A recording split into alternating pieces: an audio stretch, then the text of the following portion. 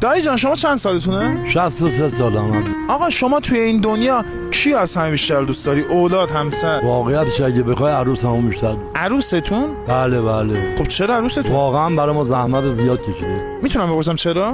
واقعیتش که اگه بخوای در 12 سال پیش خانومم عمرش داد به شما، عروسم منو جمع میکنه. یعنی عروستون نگهتون میداره؟ بله بله. پسرتون هم نگهتون میداره؟ پسر نگه میداره اما عروس بیشتر زحمت.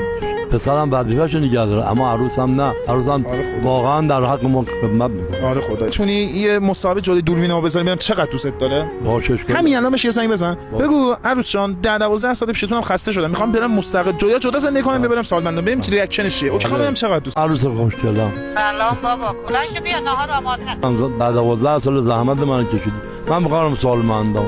بابا خجالت بکش این حرفا که یه دفعه دیگه نکنه نزنی حرف اینجا زدی دیگه جای دیگه نزنی چه بار دیگه این حرف بزنه تا آخر عمر باید حرف بزنه شش قول میدم. آقا واقعا دم عروست گرم. خیلی دوستش دارم. نامردی همین الان پست لایک نکنی نفرستی به دخترها و عروسا.